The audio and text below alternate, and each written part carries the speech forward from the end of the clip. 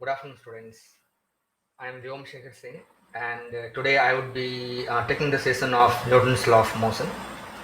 So it will be a brief session of around 1 hour, slightly upward of 1 hour, in which we will be revising the concepts of Newton's law of motion. Right. So, being a brief session, we won't be taking a lot of illustrations, but we will be dealing with the concepts and revising them for you. So, we'll start now.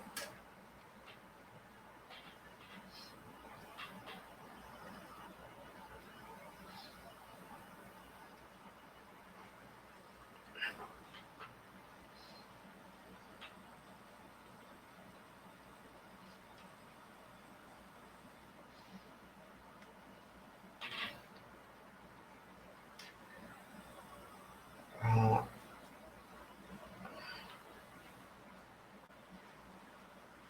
Newton's laws of motion.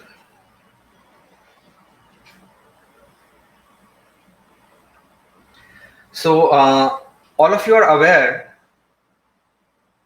the three laws of Newton: Newton's first law, Newton's second law, Newton's third law. Well, if we talk about Newton's first law,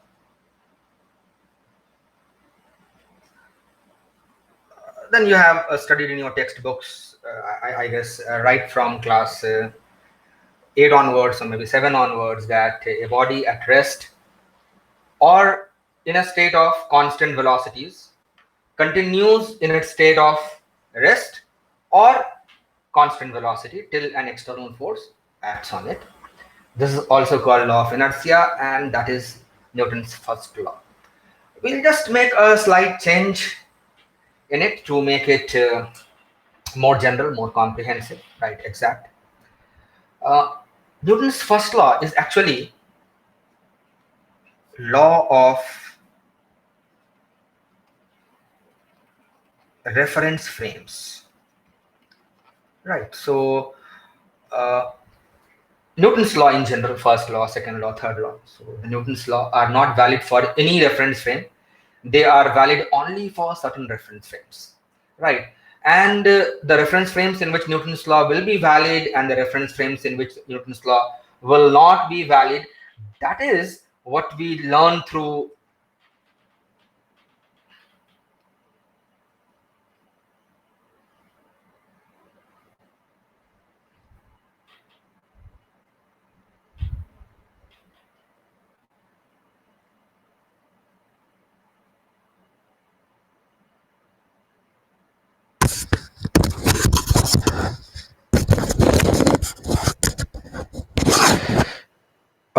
okay, so I'm just making a slight change to my mic position. It seems that I was not very clear, right? So I'll just briefly I'll again briefly rewind myself rather, right? So today we'll be discussing Newton's laws of motion, and right now I was dealing with the first law, that is the law of reference frames. And what this law does is it tells us in which reference frame will the Newton's law in general be valid, and in which reference frames it will not be valid, right? So we should rather word the first law in this way, that Newton's laws of motion are valid in those reference frames in which a body at rest or in uniform motion continues in its state of rest or uniform motion till an external force acts on it. In other words, what we are saying is that Newton's law are valid only in those reference frames where the law of inertia is valid. So what we are saying is law of inertia is not always valid, right? So if you are maybe observing some phenomena on standing, let us say, on the surface of Earth, right? And then yes, maybe the law of inertia is valid for certain events. There would be other events for which law of inertia will not be valid. So in the first case, we'll say yes, the Earth frame is an inertial frame. In the second case, when the law of inertia is not valid from a frame of Earth, we'll say Earth frame is not an inertial frame, right? So we'll do that through more concrete examples also, right? But first of all, we have to understand that Newton's law of inertia is not valid in all frames. It is only valid in certain frames, and those frames we call them inertial frames, right? And Newton's first law is about defining an inertial frame. So I'll write it. Newton's laws are valid in reference frames in which an isolated body at rest or in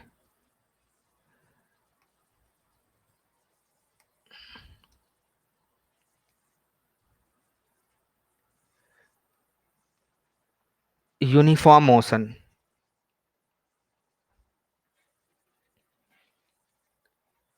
continues in its state of rest or uniform motion.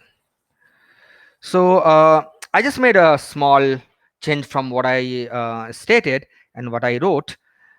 So I wrote an isolated body at rest or uniform motion continues in its state of rest of or uniform motion. Earlier I told you that a body in its state of rest or uniform motion continues in its state of rest or uniform motion till an external force acts on it. Both are same things. Isolated body means a body on which no external force is acting. So and if it continues in its state of rest or uniform motion, then we know that the law of inertia is valid, and in such frames other Newton's law will also be applicable, right? So such frames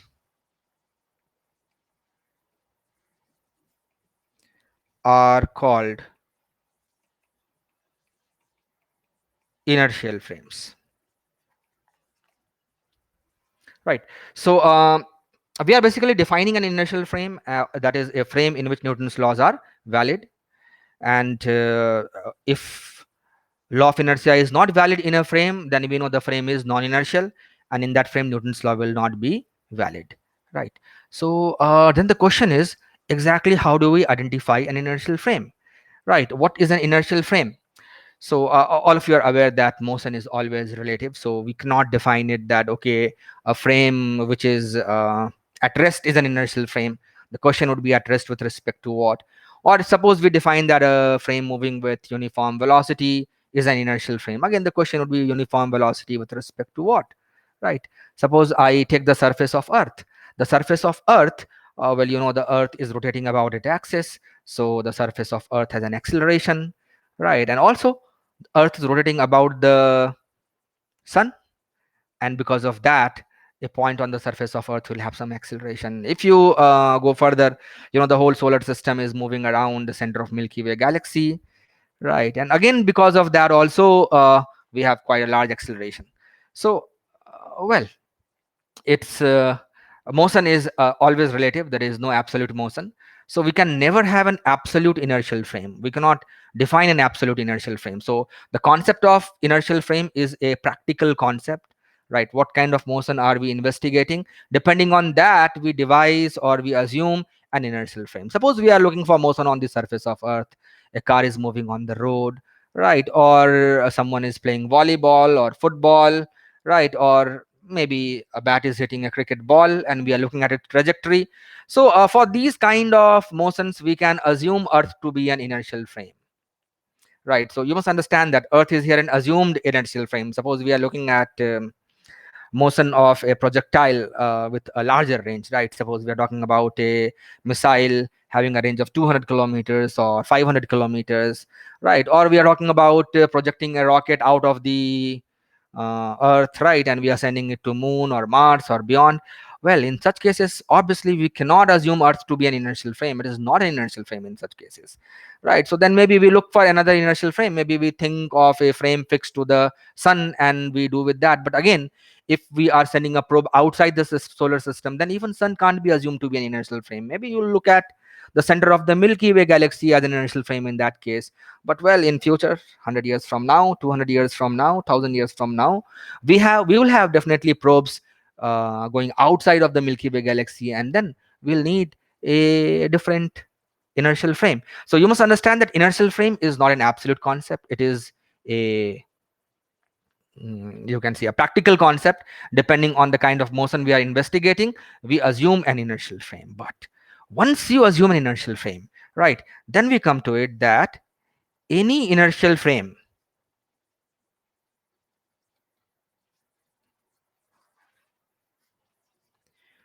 moving at uniform velocity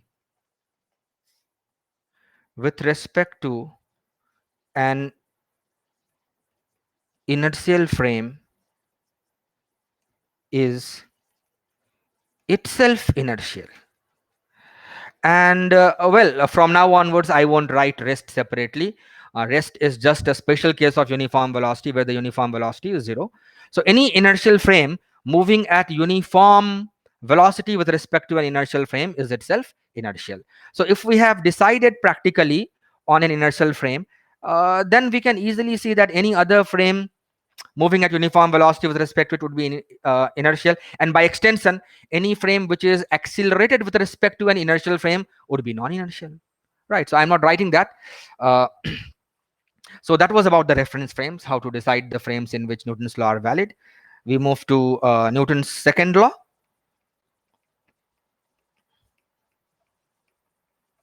All of you are aware, Newton's second law says that the net external force acting on a body is equal to rate of change of momentum of the body, right? It's as simple as that. And if the mass of that body is a constant, then it simply, in that particular case, it becomes equal to m into a, because momentum is mass into velocity and mass is a constant, so differentiation of velocity would simply be acceleration. That is the Newton's second law, right? Nothing more to add here. We straight away move to Newton's third law.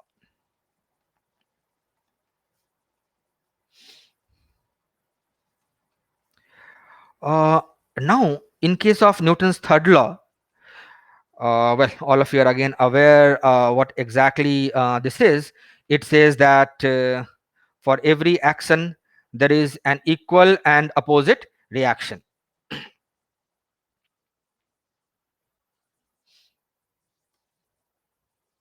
Yeah. So, that is a commonly accepted definition of Newton's third law because it was given by Newton himself, right? But it's not a statement which can encompass the whole concept of Newton's third law, right? So in fact, Newton's third law says that any force is a result of interaction between two bodies, right? Any force in the universe, right? All of you know that there are four fundamental forces. As of now, we assume four fundamental forces: the gravitational force, the electromagnetic force, the nuclear strong force, and the nuclear weak force. All the forces that we encounter, they are all a subset of any of these four forces. In fact, in mechanics, we'll be dealing only and only with electromagnetic forces, sans gravity, right? So you can think that nuclear strong and weak forces we will encounter only during nuclear physics. Apart from that, we are dealing either with gravitational forces or electromagnetic forces. So obviously then gravity is a force, gravitational force. But apart from gravity, any other force that you encounter in mechanics, let us say normal, friction, tension in a string or in a spring, right? Or the force of buoyancy, right? Any force you think of, and all those forces are just an electromagnetic force, right? So what I was saying, that Newton's third law says that any force is a result of interaction. Now, interaction between what? Interaction between two bodies, right? So because of that interaction, the force will act, and it will act on both the bodies, and the force of interaction acting on the two bodies will be equal and opposite. One of them we will call action and the other we will call reaction. So I'll just write it. Any force is a result of interaction between two bodies,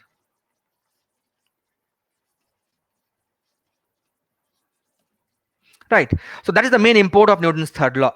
The force, I'm not going to write beyond that. The force thus generated will act on both the bodies and equal and opposite. One of them we call action and the other we call reaction. So what is to be noticed here is that Don't think that right, the reaction is caused by action, right? That's the misconception we normally harbor, right?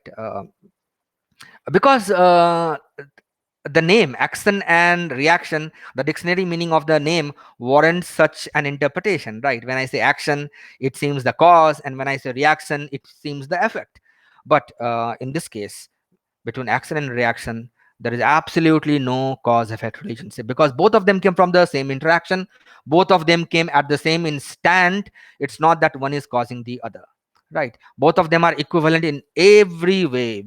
Any one of them you can call action, and the other you can call reaction. It is up to you, right? It is up to you. There is an interaction between A and B, and the force acts both on A and B, and the two forces will be equal and opposite. You can say the force on A is action and the force on B is reaction, or equivalently you can say the force on A is reaction and the force on A is action. Absolutely no difference between action and reaction, right? So that was Newton's law. And now we obviously move to what kind of questions we are going to deal with it in this chapter, right, in the JE syllabus in which we are interested, right? So most of the questions here will involve that you are given bodies which maybe there is just a single body, which would be the simplest case, right? And you have the forces and you have to find the acceleration. That will be the simplest case. Then there can be multiple bodies, right? And those bodies, they may be entangled together, right? They may be constrained together in such a way that there would be a certain kinematic relationship between the acceleration, between the velocities of those bodies, which we call constraints, right? Constraint relationships. So that would be the first step, I would say, right? So determine the constraint relationships. If two bodies are connected by a string, there would be certain constraint relationship. Because of that, two bodies are in contact with each other, we call it normal constraint. In this case, there would be a certain constraint relationship between them, because just being in contact, well, there is a certain relation between their accelerations. Now just being connected by a string, now there is certain relationship between their velocities, between their accelerations, which we need to find to solve a problem. Next step would be to draw the free body diagram, FBD. That can be an important step. Now, what exactly is a free body diagram? Well, nothing. You identify the bodies, right, and draw them, and indicate all the forces acting on them, right? So once you have found the relation between the accelerations, once you have identified all the forces acting on the system, then you would be in a position to write the equations of motion, right? So we will do this through a very simple small example, right? We'll see how constraint works in this case. How will we draw the FBD, right? Let us say that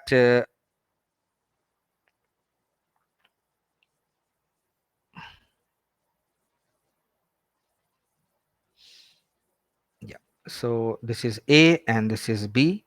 For simplicity, let us assume that both of them have exactly the same mass, and right now there is no friction. So we assume that the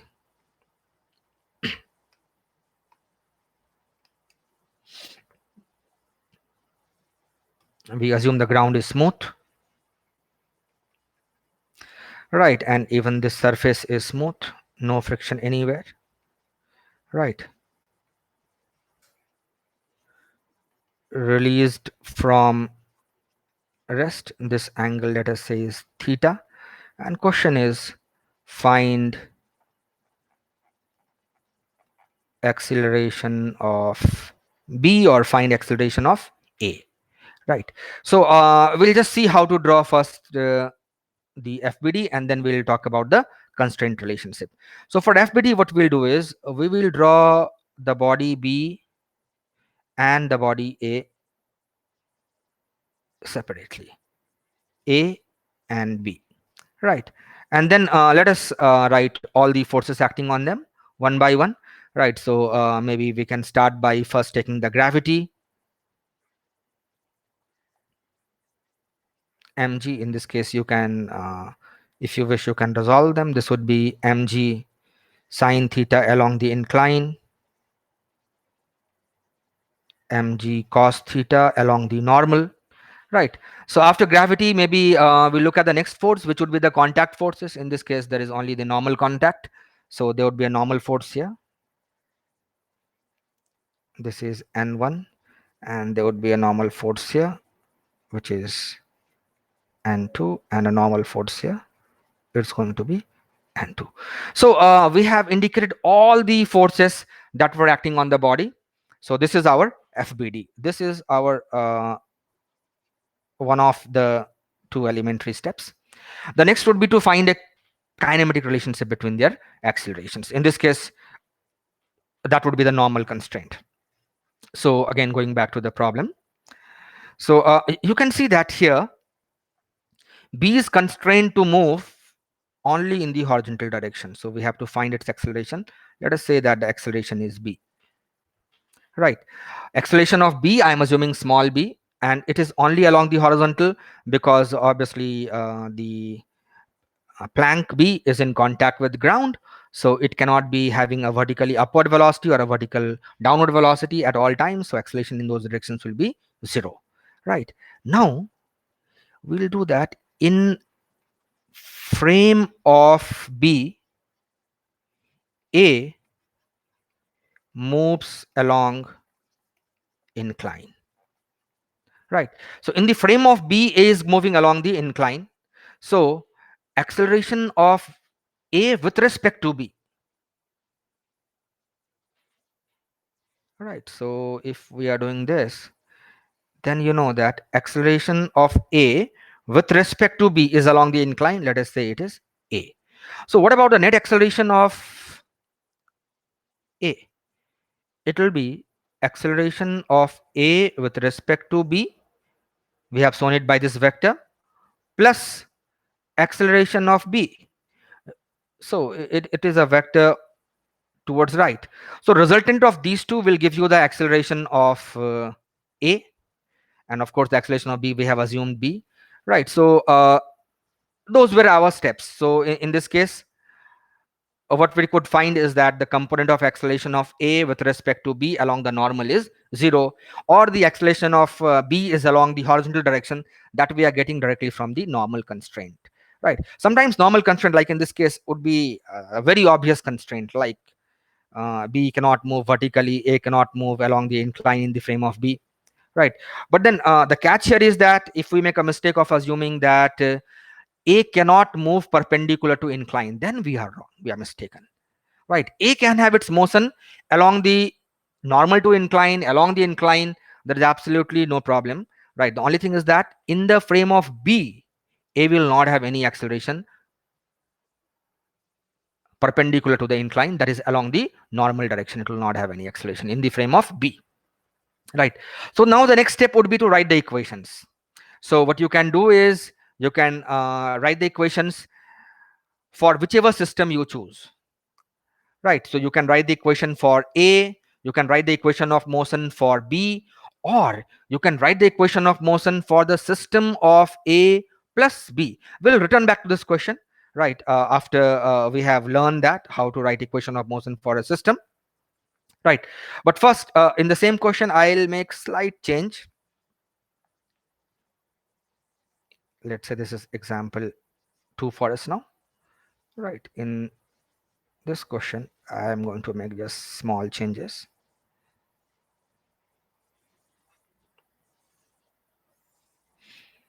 So again, A and B, for simplicity, let us assume that again all surfaces are smooth and both A and B, let us assume they have exactly the same mass, and system released from rest. Released from rest. Find acceleration of B or find acceleration of A, whichever they ask, you can find it. So now if I'm drawing the FBD, right, I'll go back to the previous problem, right, and now you can see the only I'll use a different color so that we can differentiate between the two problems now. Right. So like what are the forces acting on A? right? So on A, apart from all the forces which we have already taken into account, there is an additional force here, and that is, let us say, tension, right? And what about B, right? So for B, what I would suggest is that this pulley which is rigidly attached to B, we will include it in the FBD, right? What you can do is you can write a separate FBD for the pulley and the plank B separately, but that will be not serve any purpose, because the pulley is rigidly hinged to B. So anything which is rigidly hinged to a body, we will not show it separate from the body, we'll show it as part of the body. The advantage is that we can clearly see that the forces acting on it, well, this is going to be tension, and there is going to be a tension in this direction. So that's the change in the FPD, right? And what about the changes in the kinematic relationship, the relationship between A and B? Well, now uh, you can see that if we are in the frame of the pulley, right, then if I look at this particular end and if I look at this end, let us say this end is I'm going to call it small p, and this end I'm going to call small q, right? So you must understand that in the frame of pulley, if I'm in the frame of pulley, then the pulley is at rest, and if the pulley is at rest, then the two ends will be moving with exactly the same velocities along the string, and right now they are just released from rest, so they would also have exactly the same acceleration. So in the frame of pulley, the acceleration of point q and acceleration of point p will be exactly same, and this would be the string constraint in this case, right? So now tell me, like, we have assumed that the acceleration of B is we have assumed it to be B towards right, acceleration of A we had assumed to be acceleration of A with respect to B we had assumed to be small a. So now pulley is fixed to B. So when you are in the frame of pulley, you are in the frame of B.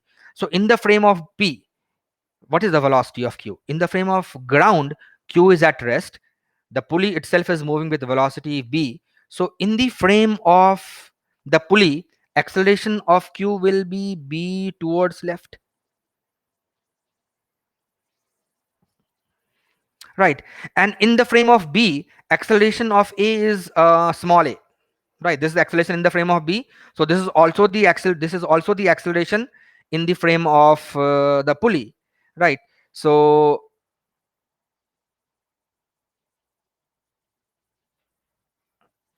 just give me a moment, I'll add a page.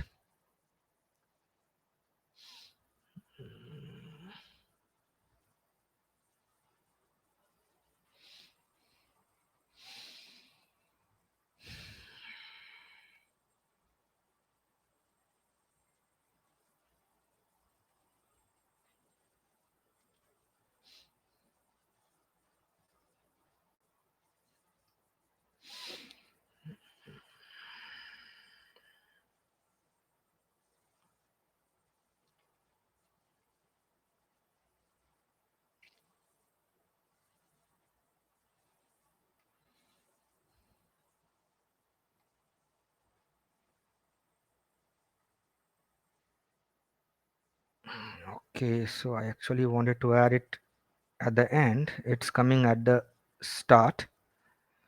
Okay, let me just add a few more blank pages.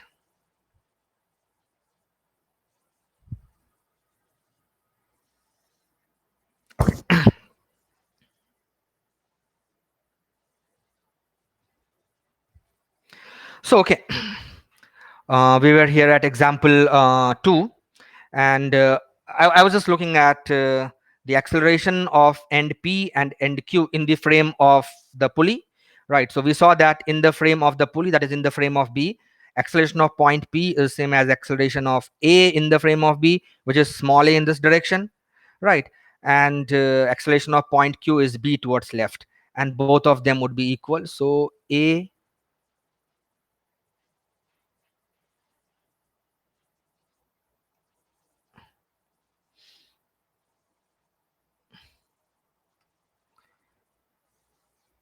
so yeah, so we're getting, so A is equal to B, right? So the additional relation we got as compared to the previous case is that, okay, we got one relation between A and B, right? And there is one more unknown, which would be obviously the tension in the strings. So we have one more unknown in terms of force, but less unknown in terms of acceleration. So both of the questions will involve exactly the same number of variables, right? But we are still not in a position to write the equations. Before that, we will move to the next topic, which would be Newton's law for a system, right? So we'll just do a small derivation for this, right? I could write it without derivation, but let's do a derivation, right? So suppose you have multiple bodies, body 1, body 2, body 3, and body n, right? And their masses are m1, m2, m3, mn respectively. And suppose the forces acting on them are, right, some f1 and f2 and some f3 and fn. So here f1 is the net force acting on 1, right? F2 is the net force acting on 2, f3 is the net force acting on 3, fn is the net force acting on n, right? And we know that any force is the result of interaction. So f1 will include the force on 1 due to interaction with 2. It may be 0, maybe there is no interaction between 1 and 2, or the interaction force is so weak that you will simply ignore it, right? So but in general there would be interaction between 1 and 2, so there would be a force of interaction. You can use vector signs, of course, right? Plus force on 1 due to 3, plus force on 1 due to n, right? So these are the forces within the system. This is our system. We'll say, okay, this is our system, right? And these are all the forces of interaction of F1 with particles within the system. Then it will also have force of interaction due to particles outside the system. So we will call them the external forces acting on 1. Right. So all these forces combined would be equal to mass of 1 into acceleration of 1. And we can write a similar equation for the second particle. The net force acting on 2 is equal to force on 2 due to 1 plus the force on 2 due to 3 plus the force on 2 due to n plus force on 2 due to other external bodies, and the sum would be equal, and all of them with vector signs, and the sum of them would be equal to m2 into a2. And we can do this for the all the particles, right up to the nth particle. So net force acting on n would be equal to mass of n into an, and that is also equal to force on n due to 1 plus force on n due to 2 plus force on n due to the n minus 1th particle, if you wish, right? Add that, plus force on n due to bodies which are out of the system, and that will be equal to mn into an. Now if we just add all of these, right, you will have f1 plus f2 plus f3 plus fn is equal to, now when you are adding these terms, you can see that f12 f21 would be equal and opposite, they'll cancel out.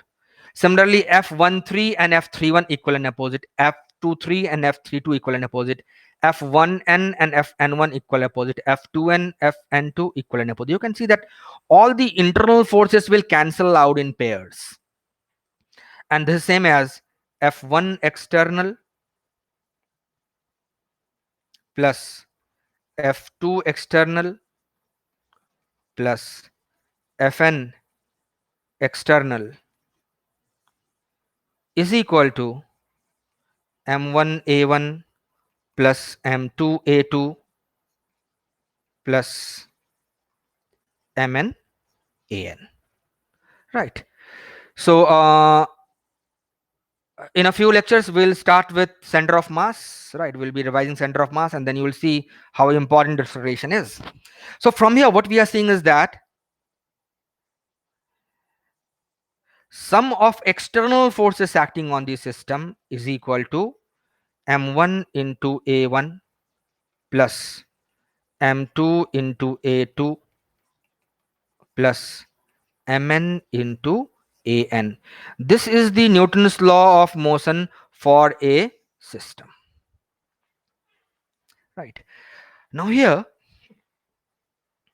what you need to see very clearly is that to write a common equation for the entire system, it's not necessary that a1, a2, an they all be same. Right, in a system, different particles of the system may be moving differently, right? They may have different accelerations. A1 may be completely different from a2, which may be completely different from an. Does not matter, we can still write a common equation. Net external force acting on the system is equal to m1 a1 plus m2 a2 plus mn an. Right, that would be Newton's law of motion for the system. So we will use this to solve those examples 1 and 2. Right, so again, so maybe I'll just solve one of them, you can do the other one. So I'll move to example 2. So yeah, so we are moving to example 2. Right, so I'll again make you have a look at the FBD of the system. Right, in this FBD we have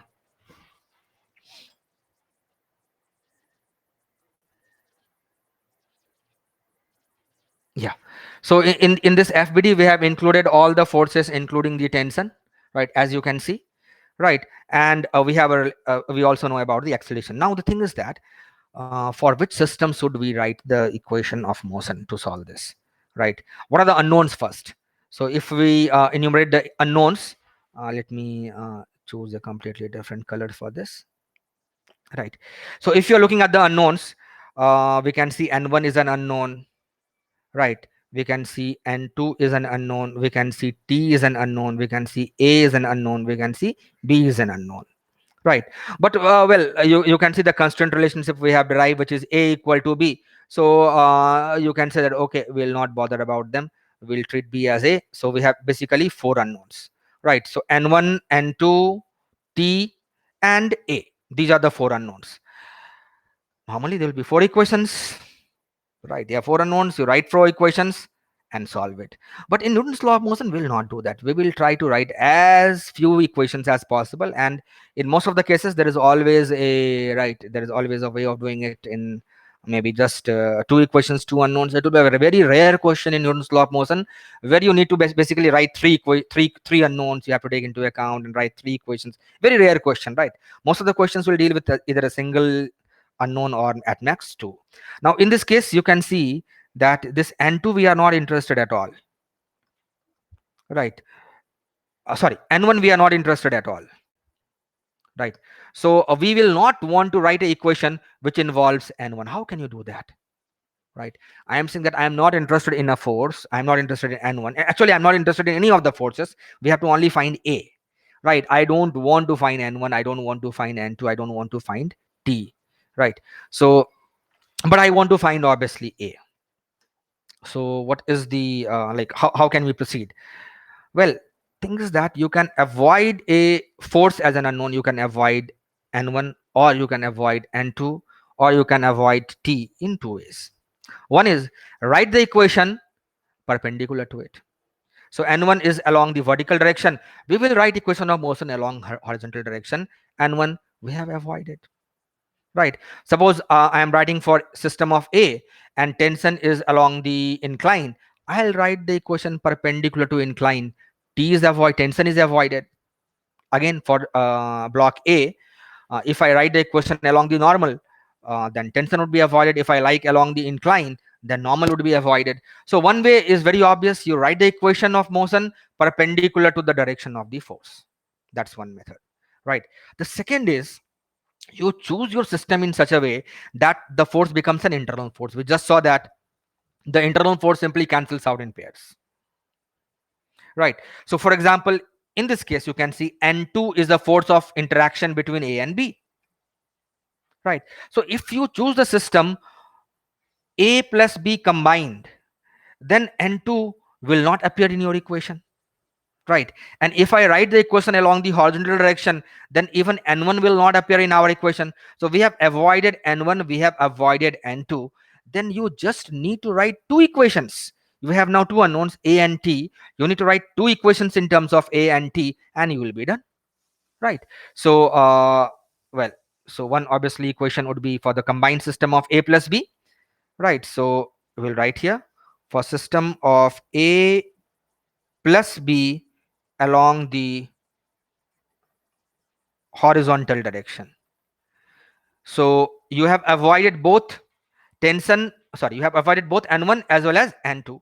Second is only a along incline. So if you system is only a and you are writing the equation along the incline, then n2 obviously you have avoided, and n1 is anyway not acting on a, right? So these are the two equations which you will write. So see, it's important that you first plan your equations, then randomly write it, right? Once your plan is done, the writing the equation would just be a formality. So for the combined system of a plus b, again, if you look at the fbd, right, just give me a moment.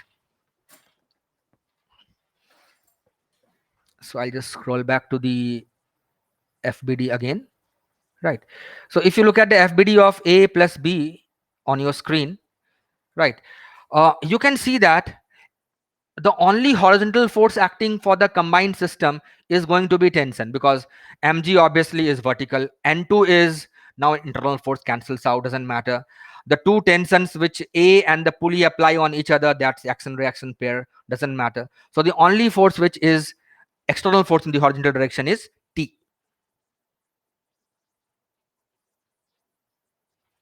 right?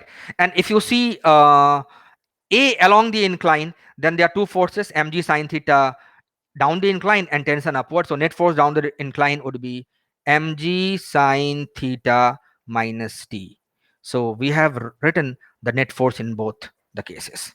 Now we know that the net force in a system is equal to, in any direction, m1 into a1 plus m2 into a2 plus mn into n. In this case there are just two bodies, so m1 into a1 plus m2 into a2. a1 a2 need not be equal, but both of them must be included in the equation. So in the first case, in the horizontal direction, I am writing mass of a into acceleration of a. So what is acceleration of a along the horizontal direction? Plus mass of b into acceleration of b along the horizontal direction, right? So once again, we'll scroll back to the relations which we had found. Yeah.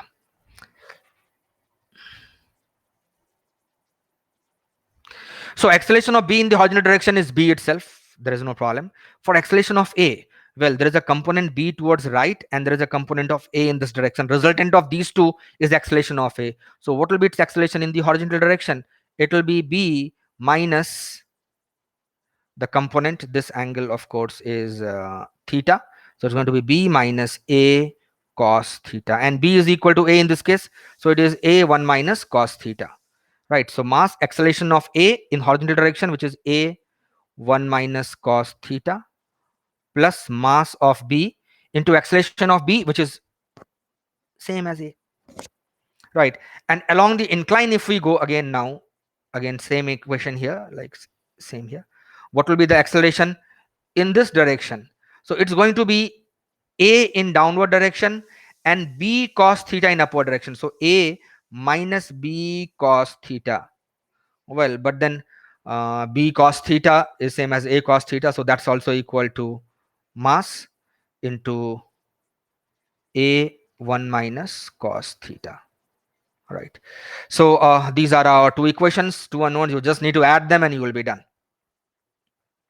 right? So what we learned till now is, for any problem in Newton's law of motion, the first step would be to explore the constraint relationship, right, which may be a spring constraint or a normal constraint. We did examples of both, right? And the next step would be to draw the fbds, right? Do not forget any force. All the normals must be taken into account, all the tensions must be taken into account, and if the friction is present, then even friction has to be taken into account, right? Once we are done with that, then we will first make a plan which equations to write, which unknowns to co-opt into our equations, which unknowns to completely ignore, so that we can solve the problem in the minimum number of unknowns in the shortest possible time, right? So maybe we'll do one more example.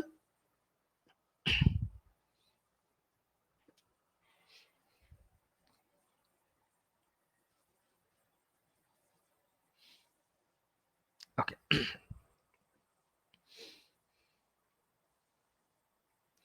So let us take example 3. And uh,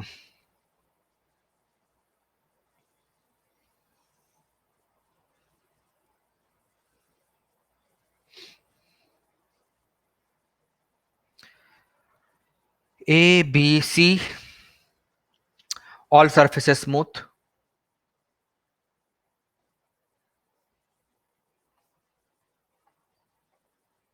Right, let us say for a first part of the question, let us say C is fixed and mass of A as well as mass of B both is equal to m. This angle is theta, and we have to find the acceleration. So again, we'll start first with constraint relationship.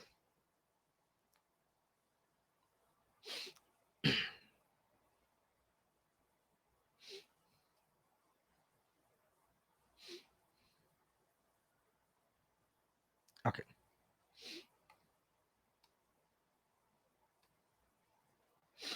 So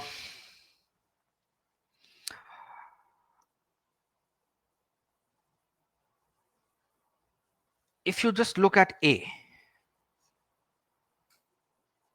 and draw the FBD for A, well, the only forces are its weight mg in downward direction, and let us say the normal exerted on it by B, which I'm going to call n1.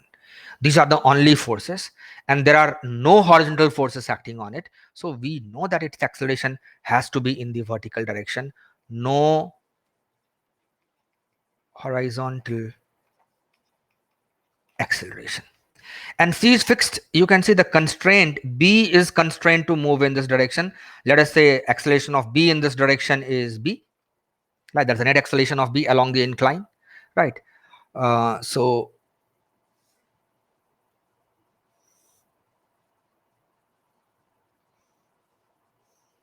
well, I am drawing the FBD of B first. So weight, of course, or maybe you can just straight away resolve the weight and write this is mg sine theta and mg cos theta, and let us say the normal here is n2, right, and the normal here is n1. These are the forces acting on it. And its acceleration we know is b along the incline, right? Now the constraint between A and B, right? The constraint between A and B says that uh, in frame of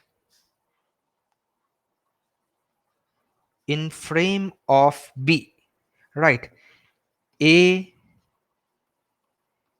cannot have vertical motion, so it cannot have vertical acceleration, right?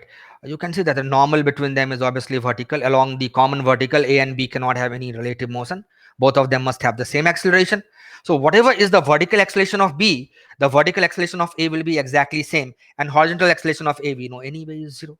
So what is the vertical acceleration of B? Net acceleration of B is B along the incline, so the vertical component is going to be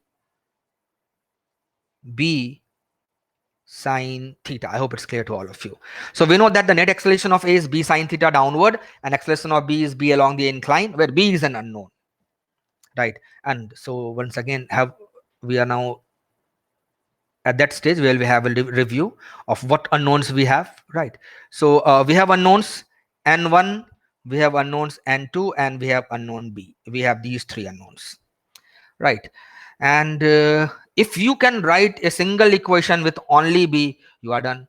Or you can write two equations involving either n1 and B, Still you are done, right? So we want to write equations in terms of minimum number of unknowns. If you will just do a little bit of strategic analysis here, you can see that it's possible to write an equation which has neither n1 nor n2. How will you write that? It's very simple. We'll take the same system of a plus b. If I take system of a plus b, naturally n2 is an external force, but n1 is an internal force. So n1 we have gotten rid of the moment I take a plus b as our system. And if I ride along the incline, then even n2 is taken, we get rid of, right? So if I take the system of a plus b and write the equation of motion along the incline, then in that equation we have neither n1 nor n2, right? So we are done. That's it. So that is what we'll write.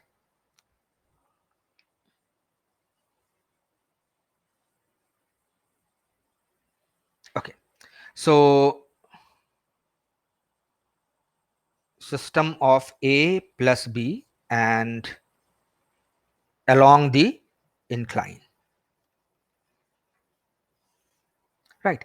So the only force on this system along the incline, if you have a look for this combined system, well, n1 n2 are not part of our equations. The only forces are the component of gravity. For a, the component of gravity along the incline is mg sine theta. For b, it is mg sine theta. So the net force obviously is simply 2 mg sine theta. Just give me a moment, I'll just scroll it slightly downward.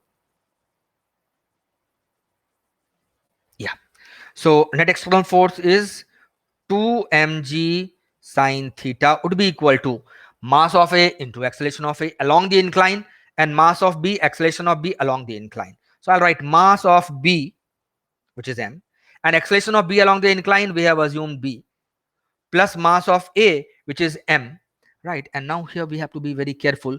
What is the acceleration of A along the incline? Well, you know the acceleration of A, net acceleration of A is b sine theta. So the component along the incline is simply going to be the component of b sine theta along the incline, which should be b sine theta into sine theta, that is b sine square theta, right? So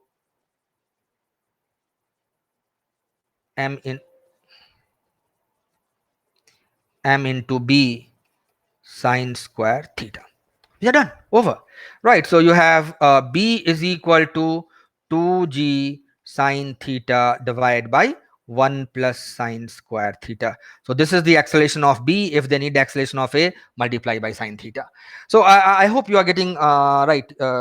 If you already knew it, then it is refreshed. I hope you understand this now, that in Newton's law of motion, we will not blindly start writing the equations. We'll just pause for a moment after doing the kinematic relationship or constraint relationship and the FBD. We'll pause for a moment. We'll strategize which equations to write, which unknowns to include, and which to exclude. Right.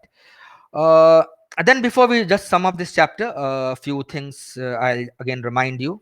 Right. In some questions, they ask you uh, find the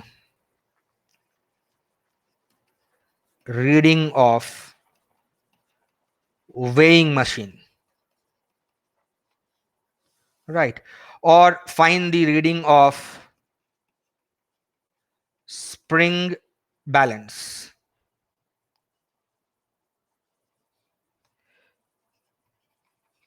right? So what is the reading of a weighing machine? What does a weighing machine measure, right? You must understand a weighing machine does not measure weight, right? What does it measure? It measures normal, right? So whenever the examiner asks you find the reading of the weighing machine, you read it, what is the normal, right? So, and if, what does the spring balance measures? It measures tension. So if the examiner asks you what is the reading of the spring balance, he's not asking you what is the weight of the body or so. He's simply asking you what is the tension in the spring balance. So that you have to be very careful. The moment you see weighing machine, you know what they are talking about, normal. And the moment you see spring balance, what are they talking about? Tension, right? So and that was one point which I wanted to just have you see. And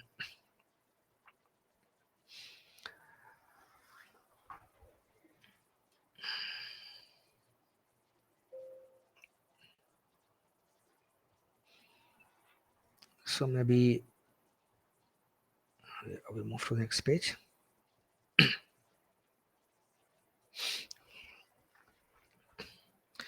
So next, the last concept for the day, we'll be doing non-inertial frames. Right. So we already know what are non-inertial frame. Non-inertial frames are those in which law of inertia is not valid, and hence Newton's law is not valid. Newton's laws are not valid in a non-inertial frame, and we had seen the reason, right? We all know that. Now I hope all of you know that the concept of inertial frame or non-inertial frame is essentially a practical concept, right? There is no absolute inertial frame in the universe, right? Depends on the kind of motion that we are observing, and we think of a practical reference frame, right? So for all the mechanics problem that you are doing, right, or you will do in your practice or in your exam, obviously the surface of earth would be a good enough reference frame. And then any other body which is moving with a uniform velocity with respect to the surface of earth would also be an inertial frame, and any body which is accelerated with respect to surface of earth would be a non-inertial frame. And in those non-inertial frames, Newton's laws are not valid. You can't write action reaction are equal. You can't write that F equal to dp by dt. You can't write that the law of inertia is valid. None of the Newton's law would hold in non-inertial frame, right? So but is it possible to analyze non-inertial frame? Yes, it is, right? What we do is we assume an additional force, right? So to analyze the dynamics of a system from a non-inertial frame,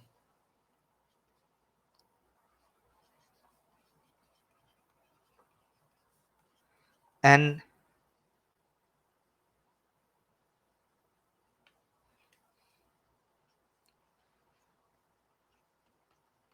additional force must be assumed to be present. You must understand that we are not saying that an additional force is present. It is not present at all. We are just saying that it must be assumed to be present, right? And to emphasize the point that this force does not exist, it is just an assumption, we call this force pseudo force. We call it pseudo force. What does the word pseudo means? Pseudo means false, right? So pseudo force means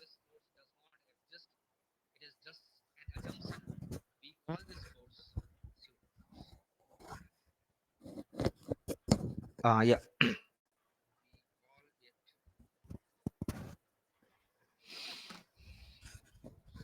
What does the word pseudo means? Pseudo means false, right? So pseudo force means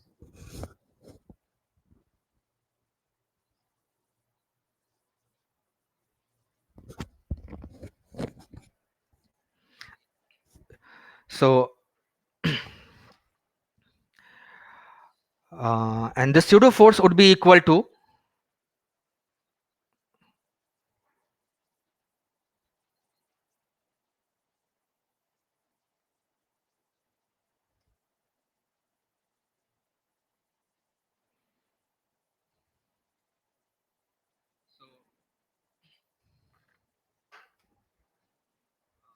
the pseudo force would be equal to